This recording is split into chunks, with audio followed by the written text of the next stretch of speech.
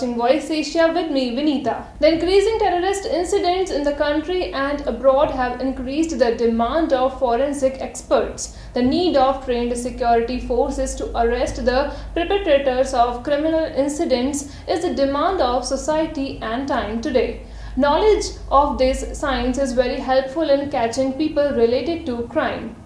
A team from Voice Asia News India met Dr. Dayal Sharan, Joint Director, Forensic Science Laboratory, Uttarakhand, to know about forensic science and the role it plays in criminal investigation. Let's know the role of forensic in criminal investigation and criminal justice systems through this exclusive interview with Dr. Dayal Sharan. जब कहीं murder, बलात्कार, डकैती या आत्महत्या का कोई case होता है तो हमारी जो फॉरेंसिक साइंस की जो एक तो होती हैं लेबोरेटरीज और दूसरे होती हैं फील्ड में फॉरेंसिक की यूनिट्स। तो तत्काल प्रभाव से जो जिस जिले का केस है उस जिले की फॉरेंसिक यूनिट घटनास्थल पर जाती है और घटनास्थल पर उपस्थित जैसे साइंटिफिक एविडेंस हैं, फिंगरप्रिंट है, फुटप्रिंट है, ब्लड है, टीथ हैं, वेपन्स हैं, सीमन है, अंडरगारमेंट्स हैं, बेडिंग शीट्स हैं, बहुत सारी चीज़ें हमको वहाँ पे घटनास्थल पे मिलती हैं। जिस तरह का अपराध होता है उससे संबंधित जो चीज़ें हम लोगों को वहाँ पे मिलती हैं, हम उन चीज़ों को कलेक्ट करते हैं, साइंटिफिक एविडेंस को, और उसके बाद फॉरेंसिक साइंस लेबोरेटरी में जब ये आते हैं तो forensic science is not a single science. इसमें सबसे पहले toxicology division, ballistic division, handwriting यानी document division, physics physical division, chemistry division, cyber forensic जिसमें आजकल तमाम साइबर के केस जो हो रहे हैं, साइबर क्रिमिनल्स जिनके द्वारा पकड़े जा रहे हैं, वो सीरोलॉजी, बायोलॉजी और डीएनए, तमाम डिवीजन्स होते हैं। उन डिवीजन्स में प्रत्येक में उनके स्पेशलाइज्ड एक्सपर्ट्स, संबंधित जो एक्सपर्ट्स हैं वो वहाँ तैनात हैं और संबंधित केस की संबंधित डिवीजन में भेज के जांच की जाती है। जैसे डीएनए का केस है तो हमें दांत मिल गया, बाल मिल गया, हड्डी मिल गया। जैसे बुलेट से संबंधित केस है तो बैलिस्टिक में जाएगा। जैसे बुलेट मिल गया या कोई हथियार मिला तो उन सबको कलेक्ट करके हम संबंधित डिवीजन में भेजते हैं। जैसे नारकोटिक्स है तो केमिस्ट्री डिवीजन में भेजते हैं और नारकोटिक्स से संबंधित जैसे चरस, अफीम, हेरोइन, ब्राउन शुगर, तमाम जो नारकोटिक ड्रग्स हैं उनको उस डिवीजन में, संबंधित डिवीजन में जांच की जाती है। और जांच के उपरांत जो रिपोर्ट है वो माननीय न्यायालय के द्वारा हमारे यहाँ पे भेजा जाता है, जो एग्जिबिट्स हैं, और उनकी जांच करने के बाद माननीय न्यायालय में ही, संबंधित न्यायालय में ही हम उसकी रिपोर्ट कोर्ट में भेजते हैं और वहाँ पे वो अपना क्रिमिनल जस्टिस सिस्टम में इस रिपोर्ट का एक कंक्लूसिव रिपोर्ट है जिसके द्वारा अपराधियों को फिर माननीय न्यायालय अपने स्तर से दंडित करते हैं। अगला सवाल सर ये है कि चूंकि हम तराई एरिया में हैं और तराई एरिया में बहुत सारे ऐसे केसेस मैंने खुद अपने से देखा है कि आज से 20 साल पहले, 15 साल पहले पिताजी ने सिग्नेचर नहीं किया लेकिन कोई और व्यक्ति किसी प्रॉपर्टी का दावा करता है। तो हम हैंडराइटिंग डिपार्टमेंट से ये जानना चाहते हैं कि क्या जो तराई के किसान लोग हैं वो बिल्कुल आपके सिस्टम पे भरोसा करें कि हाँ आपके पिताजी ने अगर सिग्नेचर नहीं किया है तो आपके साथ कुछ गलत नहीं हो सकता। सपोज करिए कि आज की डेट में किसी संदिग्ध व्यक्ति ने एक वसीयत बनवाई, ठीक है, और उसने लिखा कि सन 95 में मेरे फादर या मेरे ग्रैंडफादर मेरे नाम वसीयत करके गए हैं, जबकि वसीयत नहीं हुई थी, वसीयत या रजिस्ट्री जो भी था बैनामा। अब हमारे यहाँ पे फॉरेंसिक साइंस में एक कार्बन डेटिंग सिस्टम होता है जिससे हम लोग किसी भी चीज़ की एज पर्टिकुलर एज निकाल सकते हैं। तो सपोज करिए कि मेरे पास कोई व्यक्ति हैंड राइटिंग में डॉक्यूमेंट डिवीजन में केस आता है और उसने वसीयत अपनी आज की डेट में तैयार कराई है, तो हम उसके जो कागज है, पेपर है, उसकी एज प्लस जो उस पर इंक है उसकी एज निकाल के ये क्लियर कट बता देंगे कि ये वसीयत अब तैयार की गई है या 1995 में तैयार की गई थी। तो इससे क्लियर हो जाता है, उसमें कोई गुंजाइश नहीं होती है और हैंड राइटिंग एक्सपर्ट ये बता देंगे कि ये फर्जी वसीयत है या असली वसीयत है। चलिए, ये तो रहा वसीयत का। अब इसी में एक अगला सवाल ये है कि अगर कोई ऐसे बहुत सारे बैंक्स में जो है एक चूँकि 138 में केसेस आते हैं कि ये चेक मैंने साइन नहीं किया है, लेकिन क्या है कि आपने किसी और व्यक्ति ने किसके हमारे नाम का चेक लगा दिया, लेकिन ये मेरा चेक है, हम इसको स्वीकार करते हैं, लेकिन ये सिग्नेचर मेरे नहीं है, तो क्या हैंड राइटिंग डिपार्टमेंट जो है इस चीज़ को कैसे उसको काम करेंगे? इसमें जो संदिग्ध जो चेक आया है जिस पे आप बता रहे हैं कि इस चेक पे पर्टिकुलर व्यक्ति के सिग्नेचर नहीं है, उसकी कंप्लेंट है, उस कंप्लेंट के हिसाब से जो आईओज है, जो जिस चेक के बारे में बता रहा है व्यक्ति की इस पे मेरे सिग्नेचर नहीं है, ठीक है, उस व्यक्ति के सिग्नेचर लिए जाएंगे, ठीक है, कम से कम एटलीस्ट 3 पेजों में 6 बार वही सिग्नेचर, 3 पेजों में 6 बार 25-30 सिग्नेचर ऑथेंटिक होने चाहिए।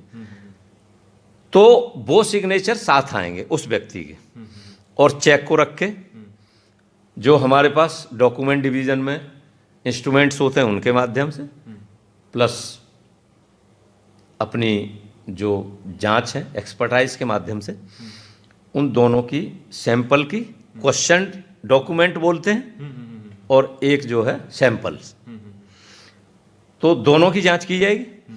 और जांच में हैंड राइटिंग के एक लेटर्स की जांच की जाती है कि कैसे बनाया गया, इसका स्लेंट कैसा है, उसका स्लेंट कैसा है, लेटर्स का झुकाव किधर है, बहुत सारी चीज़ें इसमें जांच में बहुत बारीकियां होती हैं। और उनको जांच करने के बाद हैंड राइटिंग एक्सपर्ट इस नतीजे पे पहुंचते हैं कि ये सिग्नेचर इस व्यक्ति का नहीं है। वो रिपोर्ट माननीय न्यायालय को जाएगी और उस पर वो फैसला वहाँ पे होगा। मतलब कहने का मतलब ये कि वैज्ञानिक पद्धति से अगर आपने जांच कर दिया, ठीक है, तो उसमें जो है 1% की भी जो है कहीं कोई गलती की गुंजाइश नहीं है, कहीं कोई किसी तरह का गलती की गुंजाइश इसमें नहीं रहती है, और सटीक निर्णय माननीय कोर्ट द्वारा लिया जा सकता है।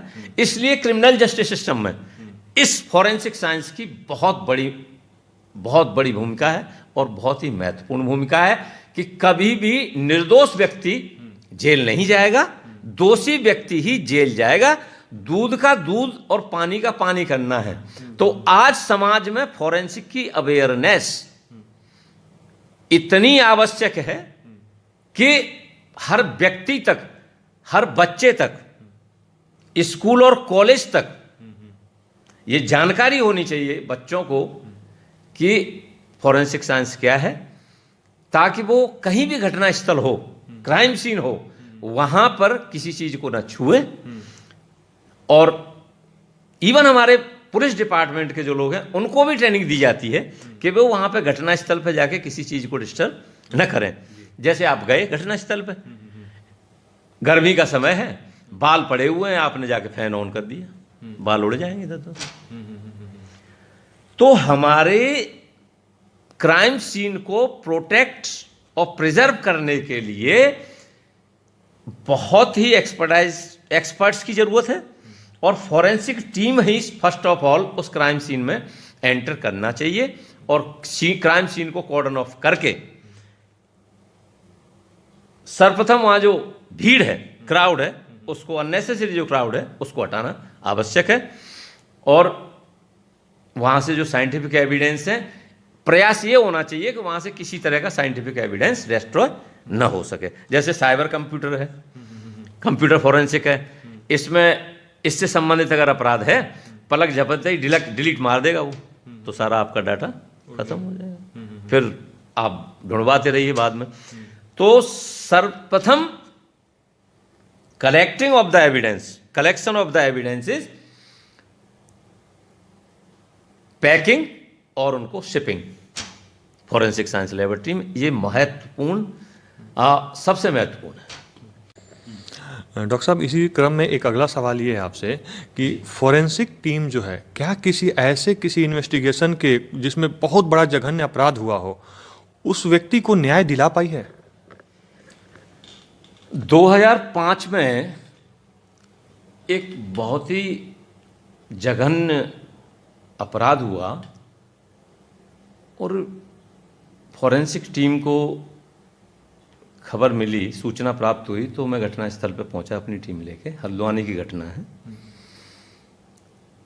वहाँ एक 4-5 महीने की प्रेग्नेंट लेडी को चाकू से वार करके उसकी हत्या कर दी। मैं वहाँ पे क्राइम सीन पे पहुँचा और एविडेंस कलेक्ट कर रहा था, साइंटिफिक एविडेंसेस। तो मुझे एक प्लेट में, जो कप प्लेट चाय वाले होते हैं, उस प्लेट में एक बाल नज़र आया। तो मुझे पता लगा कि ये बाल, ऐसा लग रहा है कि ये बाल जेंट्स का, छोटा बाल था। और मैंने उस बाल को उठाया और उठा के जो है उसे एक छोटी सी पॉलिथीन में कलेक्ट कर लिया उसको। और भी एविडेंसेस, फिंगरप्रिंट, फुटप्रिंट वगैरह वहाँ पर घटनास्थल पर देखे। जांच के दौरान पुलिस ऑफिसर्स द्वारा 12 लोग गिरफ्तार हुए, संदिग्ध। मैंने कोर्ट से परमिशन लेके उन 12 लोगों के सिर से 10-10 हेयर्स कलेक्ट किए, उखाड़े। और उस समय हमारे न उत्तर प्रदेश में डीएनए था, न उत्तराखंड में था। वो एक बाल घटनास्थल का और ये 10-10 हेयर्स मैंने CCMB हैदराबाद की लेबोरेटरी में भिजवाए। और वहाँ से 3 महीने बाद लगभग ये रिपोर्ट आई कि जो घटनास्थल का बाल था, वो जो 12 सैंपल्स भेजे गए लेके, उनमें जितेंद्र चौहान नाम के एक लड़के से मैच हुआ, डीएनए मैच हुआ। और उसके बाद जितेंद्र चौहान को अरेस्ट किया गया, उसके एक दोस्त को अरेस्ट किया गया। पूछताछ में पता चला कि जितेंद्र चौहान उस महिला की बहन का लड़का था, यानी वो उसकी मौसी थी।